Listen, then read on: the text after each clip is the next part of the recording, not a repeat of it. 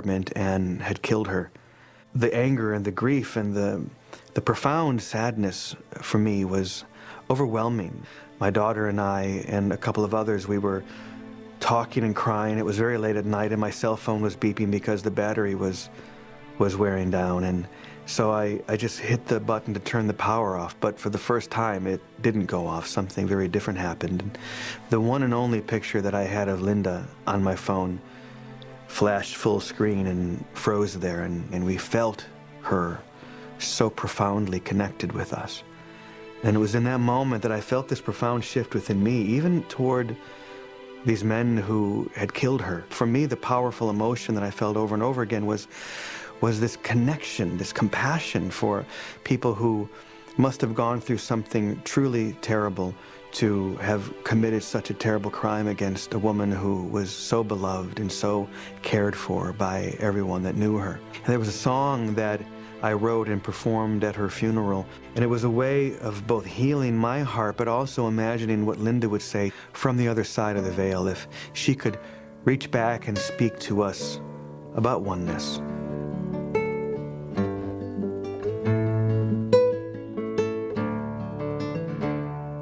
And if ever you forget me,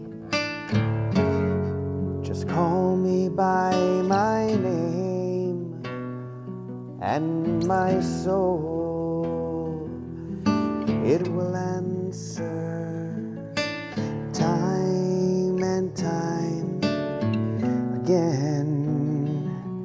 And if ever you should leave me,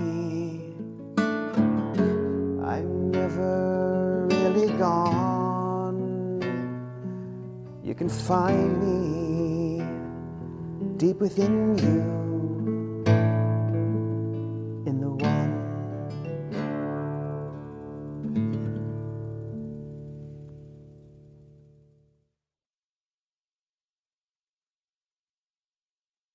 If you have a spiritual practice, when those insights occur, they integrate into your way of living. They don't wipe you out, nor do they just fade into the recesses of memory as to a wonderful moment you once had. Integrates into you. And that sense of oneness and unity becomes more real than anything.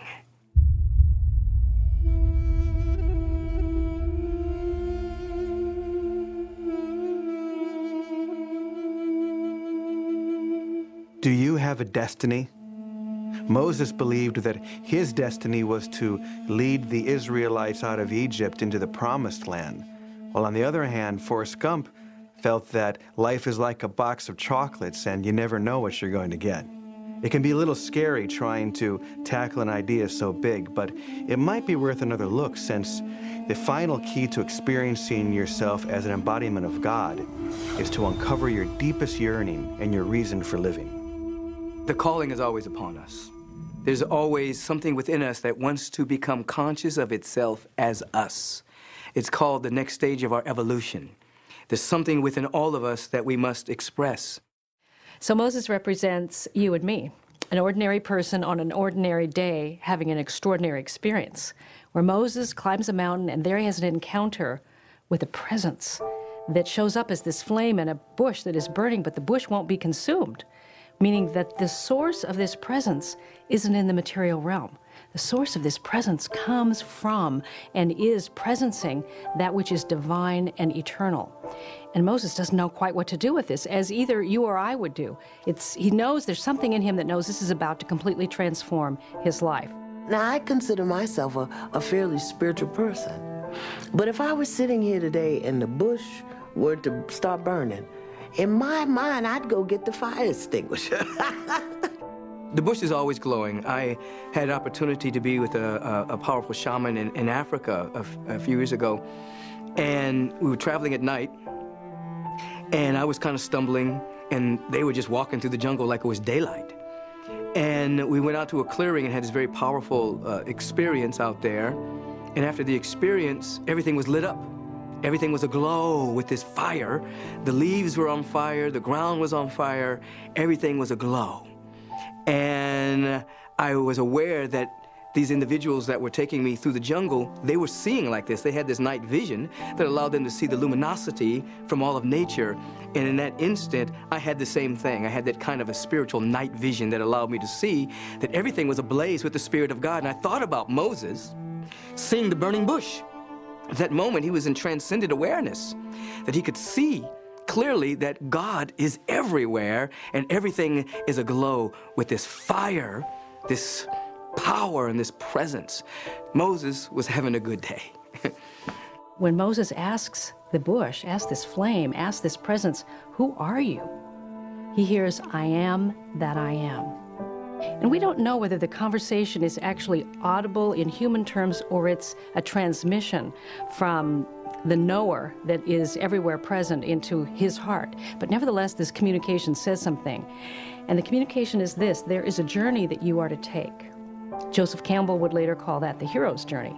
That there's a journey that is for each one of us to take, that takes us from our local, temporal, egoistic point of view or self to an understanding, a person of destiny, a person of wholeness and completeness, and that journey is the Moses journey.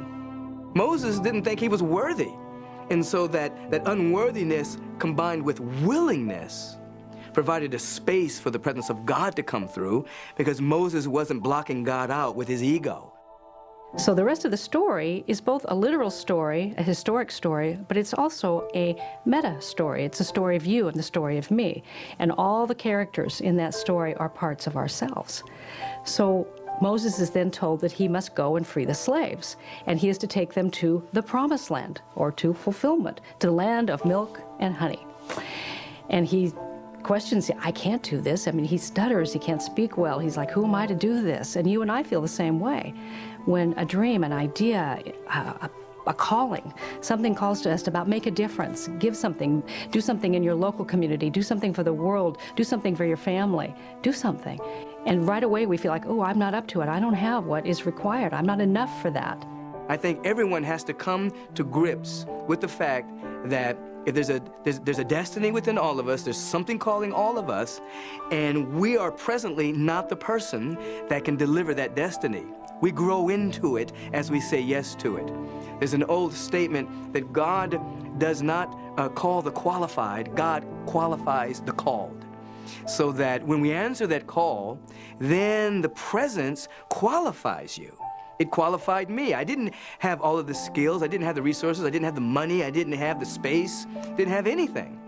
But God qualified me through my yes. So people showed up, resources showed up, buildings showed up, individuals who could catch the vision that I was articulating showed up, and then I changed, I grew. So the person that said yes is not the same person sitting here today. The person that's sitting here today saying yes to the next stage of the vision will not be the person that inherits and articulates and manifests that aspect of the vision. We're constantly evolving and growing and unfolding based on our ability and our willingness and our capacity to say, yes, I'm willing, yes. And so Moses agrees to the journey. And there's that part of us that says yes to our own destiny, that says yes to our purpose as we discover it. And then, of course, comes having to encounter Pharaoh. Not only the historic Pharaoh, but the personal Pharaoh. The personal Pharaoh is our intellect.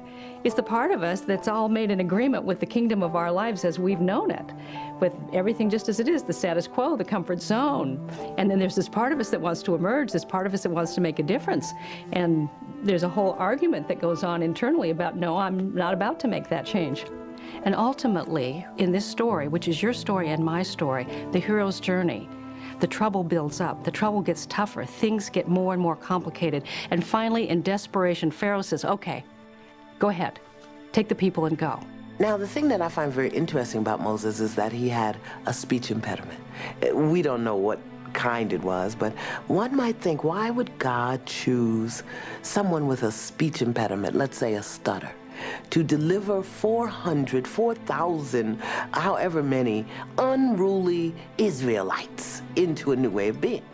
So here they are fussing and arguing among themselves, and Moses with his speech impediment, you would say, why does God have such a sense of humor? And you say, why would he choose Moses? One of the reasons why God could use him is because of his humility.